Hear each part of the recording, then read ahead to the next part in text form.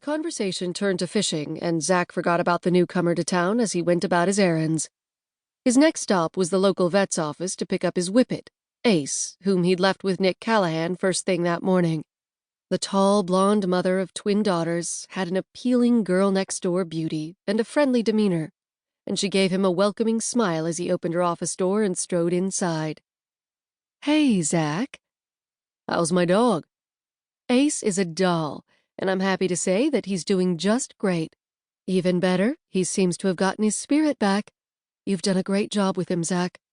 Aren't you glad we talked you into keeping him?" Ace had been in pitiful shape when Nick and her friends rescued him from a bad situation the previous summer.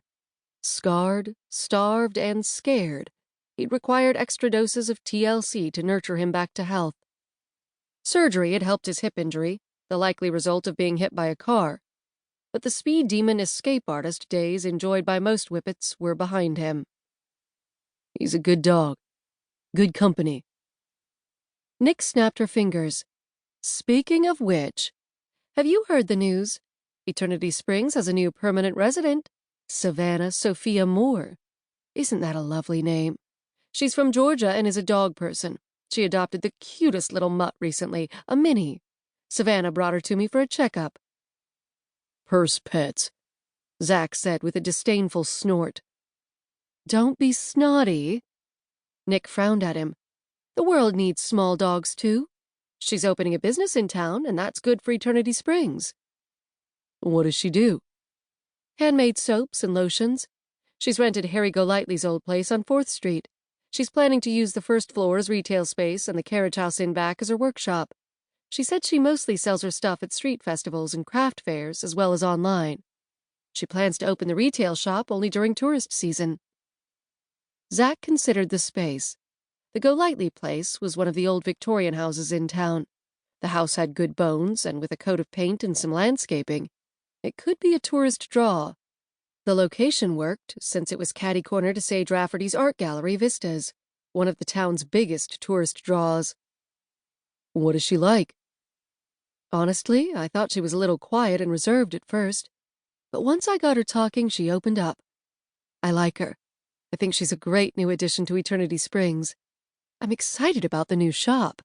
"Me too," Zach replied in a tone that clearly suggested the opposite. "Now, Zach," Nick chided, "it is exciting."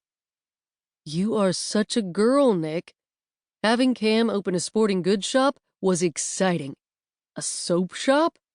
I don't think so." Nick's expression turned knowing. "Want to make a bet you're singing a different tune after you meet her?" Zach decided to put a stop to this matchmaking business here and now. Choosing his words carefully, he didn't like to lie to his friends, he said, "The ski instructor I've been seeing wouldn't be amused to learn that I found a soap shop exciting." "You're seeing someone?" Nick asked, shock in her tone. She folded her arms and scowled. "I didn't know that. Why don't we know about this?" "We? Do you mean your coven?" She sniffed with disdain. "Now that's just mean, Zach Turner." He reached out and thumped her on the nose. "I adore you, Mrs. Callahan, but I don't need you and your friends sticking your noses into my love life." "We care about you, Zach. We don't like seeing you alone." Zach was accustomed to being alone. An only child whose parents had died almost a decade ago, he'd adjusted to solitude. In fact, he relished it. Solitude was one of the appeals of Eternity Springs, in his opinion. "In that case, rest easy. I'm not alone. I have a dog and a new fly rod. You and the girls can turn your attentions to somebody else. Now, let's talk dog food. The Trading Post has begun stocking a new specialty brand." He named it, then asked, "In your opinion, is it worth the extra money?"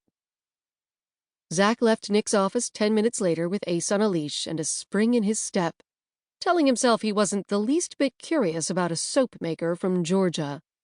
He had more important things than women on his mind, namely a free afternoon breaking in his new fly rod at his favorite fishing hole up above Lover's Leap. When he strolled into the Mocha Moose a few minutes later with the intention of getting a boxed lunch to go.